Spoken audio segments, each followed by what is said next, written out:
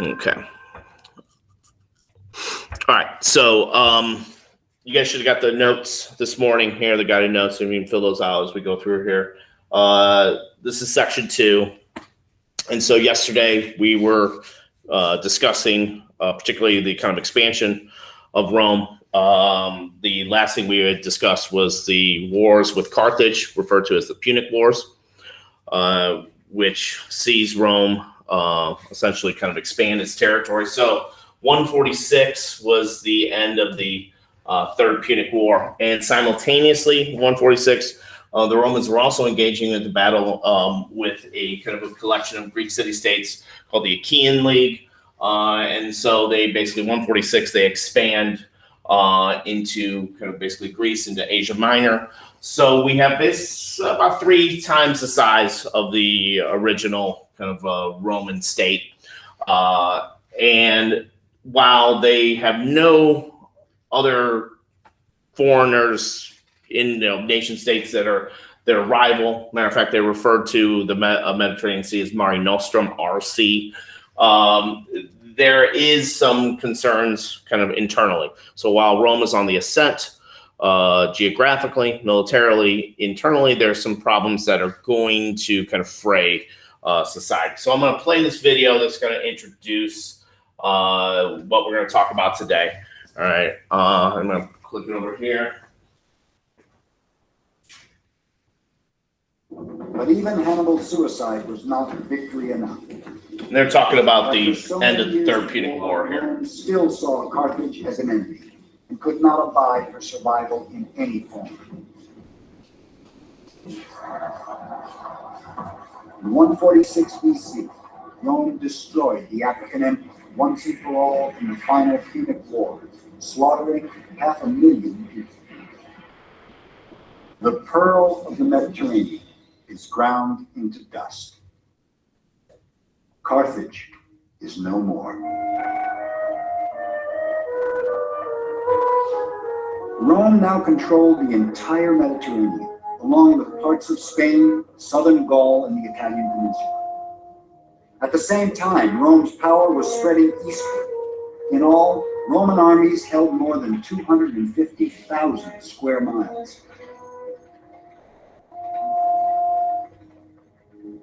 In 3 centuries, a small backwater city had become a dominant world power.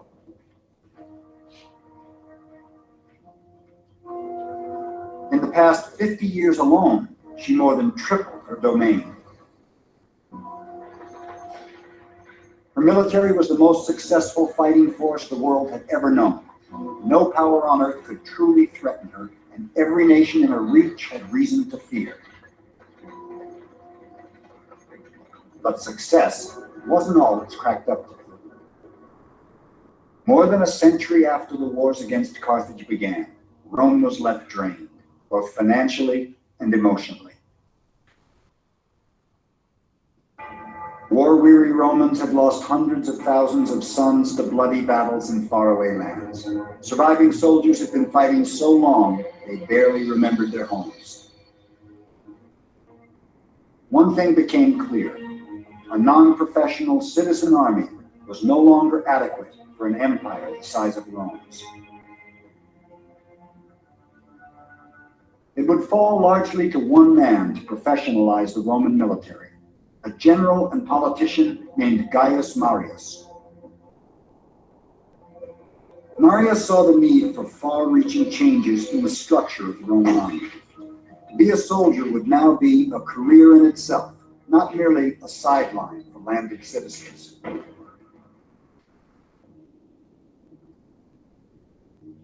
Marius recruited even the poorest Romans into the legions and issued them standardized equipment, making them the best outfitted soldiers in the ancient world. Including weapons, a soldier carried at least 80 pounds on his back, earning troops of this era the nickname Marius's Mules. Rome's first true professional soldiers were even more fit and better disciplined than earlier armies. But the biggest change of all, this new class of warrior had a special relationship with its commander.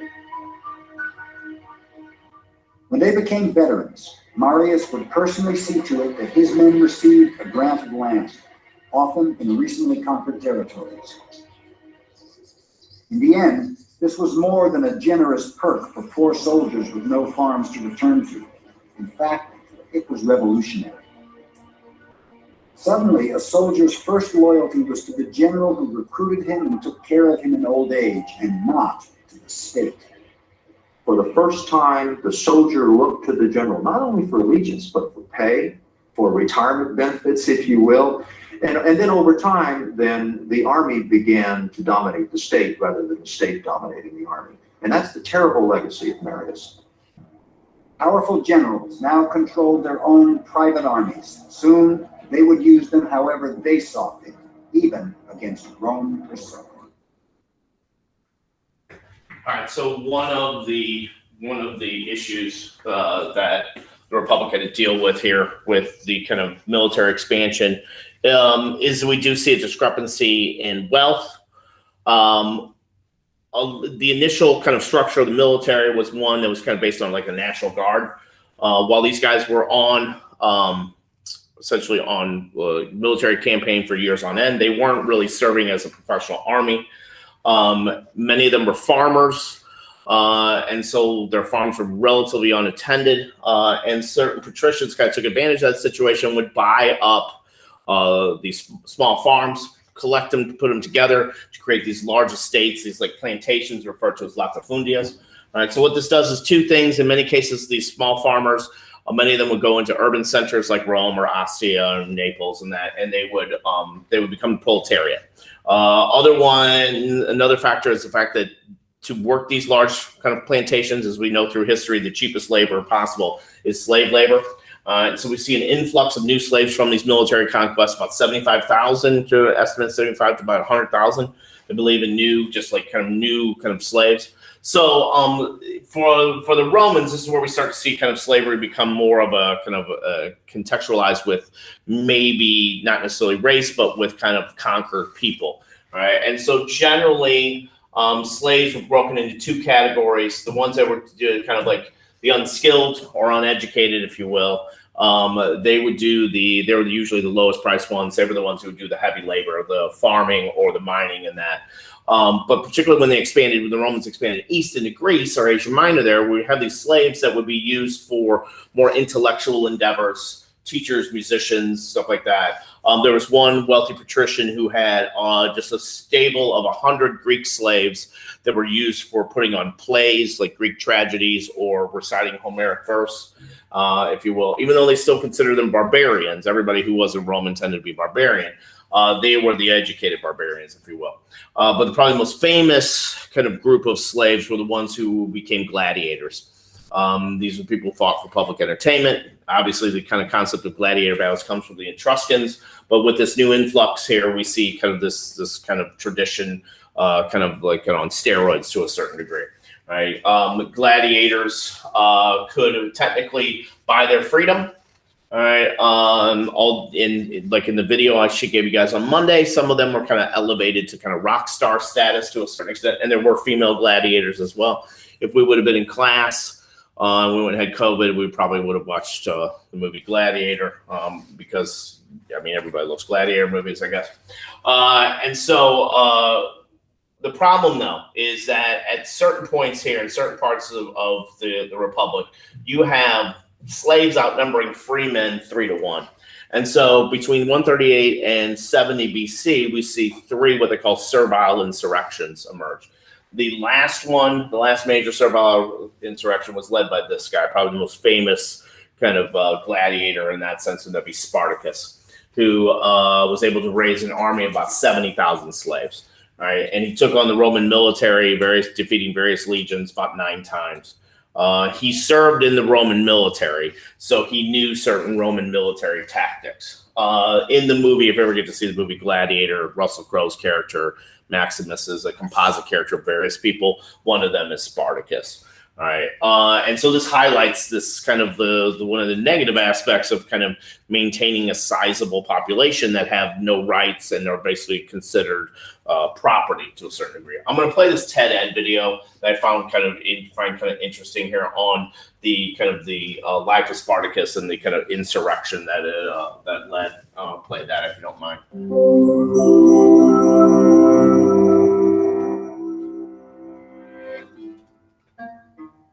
As the warrior slept, a snake coiled around his face. Instead of a threat, his wife saw an omen, a fearsome power that would lead her husband to either glory or doom.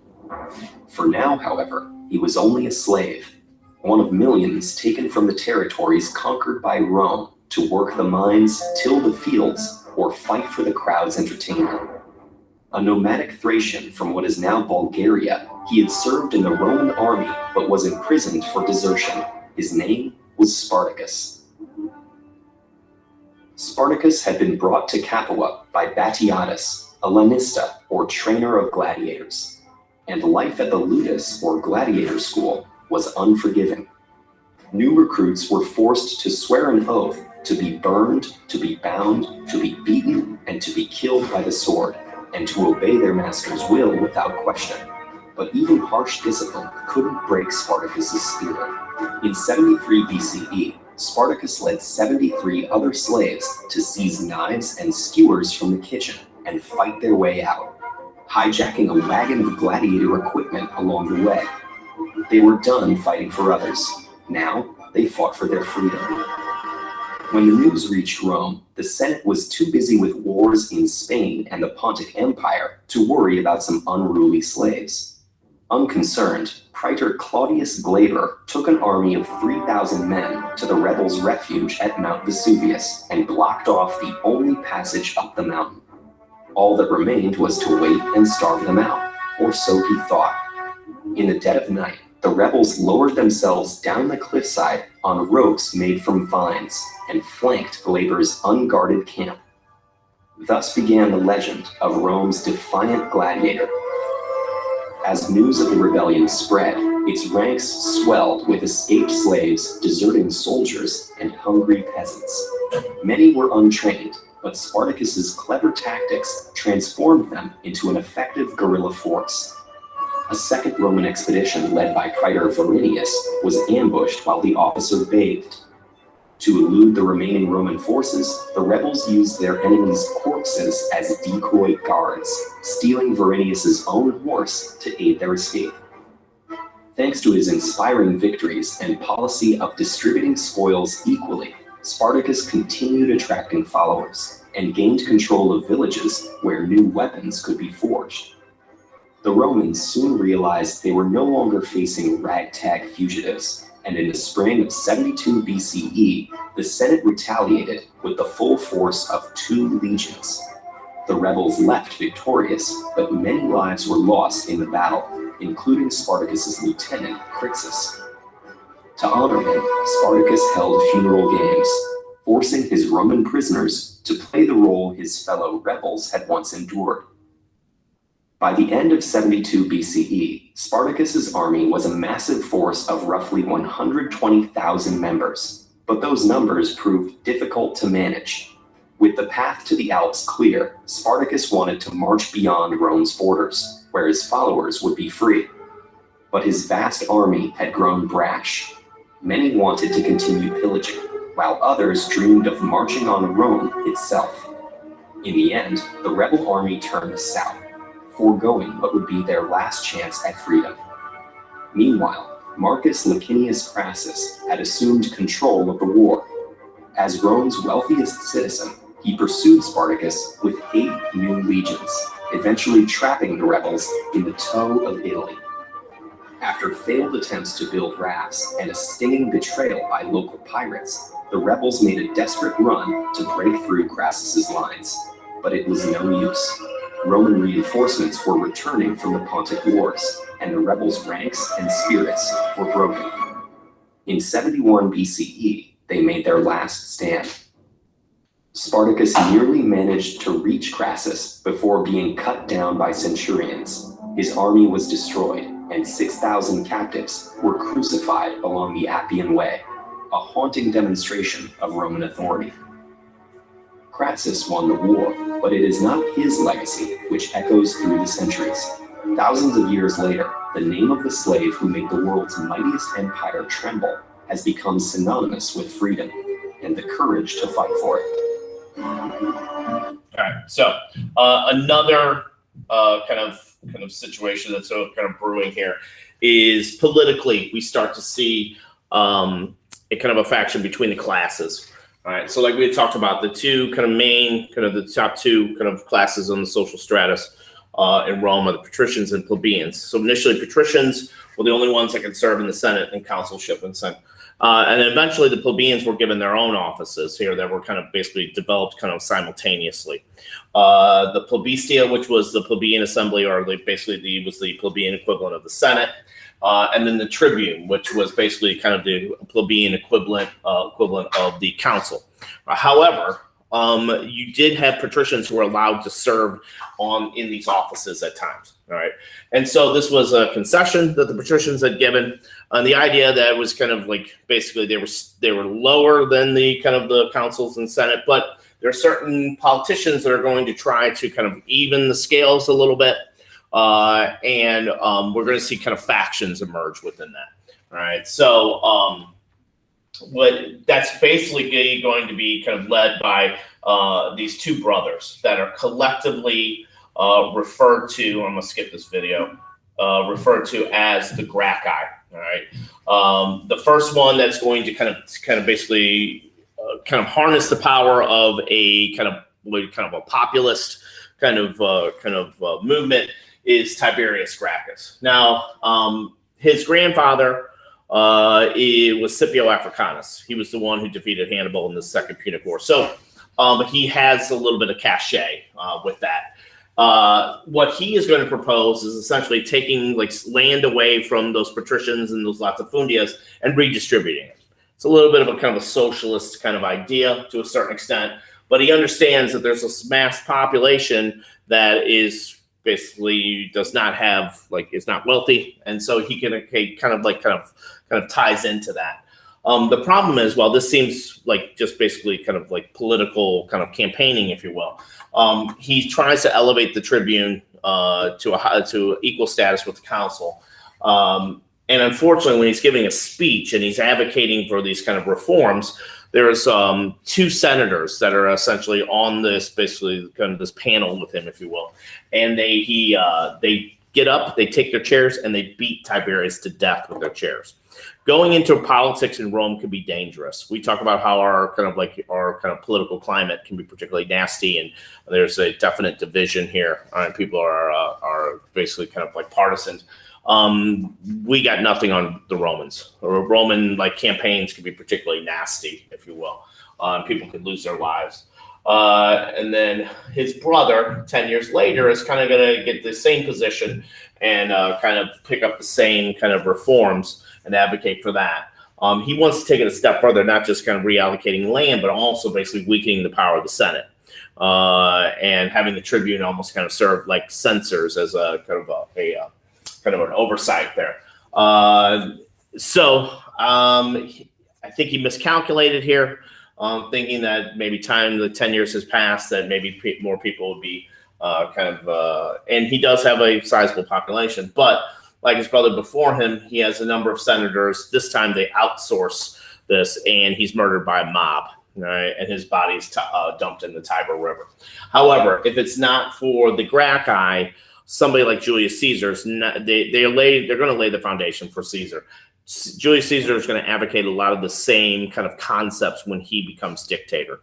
All right. And so if it wasn't for the Gracchi, you don't have somebody like Julius Caesar. All right. And so here's Gaius's kind of cameo. And so what emerges after the death of the Gracchi are essentially these two political factions within the kind of the Roman political institutions. You could almost classify them as political parties, but they didn't really kind of run like that. But you had populares who were kind of they're like the Gracchi, they're advocates for the poor, even though some of them were of upper class or kind of noble background, like the Gracchi themselves. All right. And then you have the optimates. These are the ones who are the more conservatives. They're the ones who want to keep the status quo, keep the kind of dominance of the Senate and the consulship there. And so if you needed to make a kind of a modern correlation between the two, you would say the populares are more like Democrats, the optimates are more like Republicans to a certain extent. All right. Somebody like Julius Caesar would be kind of in that, kind of more in that populares camp. All right. So this is where we start to see kind of this fraction, factions start to emerge here. All right. Am I going too fast? You guys sticking with me? Yep. Okay. I'm remembering. Okay. And then also another thing that's kind of emerging, and these are all kind of happening simultaneously here. You have servile insurrections, you have splits within kind of political factions here, and then you start to see the military become more political as well. Right? The video had talked about this guy, Gaius Marius, and these guys are not just generals or politicians. So a lot of these guys would be elected to consulships. Remember, it's only a 1-year term, and they would kind of like take a position either as like a censor or a praetor, or they would kind of go on military campaigns. So Gaius Marius, he was elected to council about 5 times. After he would step down from his consulship, he would raise his own army. All right. And so what we start to see is like he kind of expanded a little bit of Roman territory in Africa, south of Carthage, was take on Numidia, extended a little bit further north, closer to Germania. And so he is kind of a popularis. All right, he understands the kind of the importance of kind of appealing to a large group of people who are generally kind of like basically disenfranchised for the most part. And so Marius, what he does here that's significant is that he is going to open up military service to the poor, the proletariat, if you will. All right, and this is where we start to see kind of a professional standing army start to emerge here, because Rome is basically is the side. While it's not technically an empire in name, it is running as an empire. And to do that, if you have like kind of a sizable kind of area that you're covering, you need a professional army. All right, and so what this does is like he basically recruits people. You would sign up for a 16-year period here. You would get a salary. All right. And part of your salary was salt. So our word salary comes from the fact that Roman soldiers were given salt. Sal is the Latin term for that. All right. And you were given you were given a pay, but also you could make you could be rewarded based on your kind of your performance in military campaigns. Also, too, the general would be responsible for providing you a pension. So what ends up happening here, Marius starts this kind of tradition of soldiers being more loyal to their generals rather than to the state. All right. If you ever seen there's like in Rome, the SPQR, the Senate and the People of Rome, that was initially the kind of the logo, if you will. And you would see Roman kind of like armies with their standards kind of walking in with that. But really, we start to see more and more people being like in military service beholden to their particular generals there. All right. Now, the optimates, the Senate, basically understands that, and like I said, Marius is going to parlay this kind of like popularity into consulships. They turn to this guy, Lucius Sulla, as a counterweight to Marius. All right, and at one point during Marius's consulship, they appoint him dictator in 82, and so this is going to create essentially a civil war, a 6-year civil war, where we have the armies of Sulla versus the armies of Marius. We have Romans versus Romans, if you will. This is the first of 4 of the civil wars that are kind of spearheaded by Roman generals that eventually leads to the downfall of the Republic. All right, and so unfortunately for these two guys, they were able to retire. All right, they worked out an agreement in which they were able to basically kind of retire, but their successors, they have kind of junior officers that are going to learn from their mistakes, all right, to a certain extent. And so this is the bust of Sulla, all right. And then one Roman senator that's able to kind of keep some cohesiveness during this kind of like period is Marcus Cicero, who's probably the most famous kind of Roman senator other than Cato. Cicero is he was elected to council in 63 at one point to put down what they call the Catiline conspiracy, and he is considered one of the greatest orators or speakers of the Roman Senate. He's the one who's probably able to kind of like transcend both populares and Optimates, although he would be classified within that faction of Optimates. Unfortunately, though, this does not endear him. He does kind of like side with those who are opposed to Caesar, and he's going to lose his life after Julius Caesar is assassinated, and we'll talk about that tomorrow. So this is the bust of Cicero, right? And then we see here after the Third Servile Insurrection, the emergence of two junior officers that served with Sulla in that civil war, Gnaeus Pompey Magnus, aka Pompey the Great, and then Marcus Livius Crassus, Crassus the Rich. He was named that because he was the richest man in Rome. He had the most amount of private property and land. So they both were responsible for tracking down Spartacus. Crassus was the one who officially defeated Spartacus in that last battle there.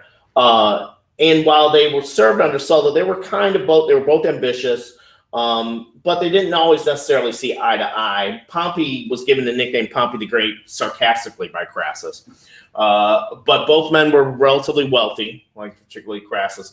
They also were able to. They had served Pompey made a name for himself in Palestine, bringing kind of that region into the Roman sphere of influence. And so they're both elected a year after the defeat of Spartacus, jointly to the consulship. All right, and so they kind of come to an agreement that the best way to kind of govern Rome is not to put everything on Front Street like Sulla and Marius did, but kind of do things behind the scenes. All right, and so there's Crassus on the left, Pompey on the right. What they need to do, though, is they need to bring a third person in, all right, if they want to kind of fulfill this goal of kind of secretly running Rome. And that third person, enter stage left, is Gaius Julius Caesar. All right, and so what they do, and he was an ambitious he was young. He was the youngest of the three. He served as provincial governor in Spain for a bit. He aligns himself with Pompey and Crassus. They basically bankroll his political career, and they create something secretly called the First Triumvirate. All right, and so the idea was that for about 10 years, at least one of them would serve on the consulship, and then they would step down and they would take kind of positions later. We'll talk about kind of how Caesar kind of makes a name for himself in Gaul. All right, so this is the last slide I'll leave up for tomorrow. We'll start from here, and I'll talk about the rise and fall of Julius Caesar. All right, that sound good? Yes. Okay. All right. So I'll finish up the section tomorrow. All right. Any questions? Anybody all right? Sounds good to me. Sounds great. Okay.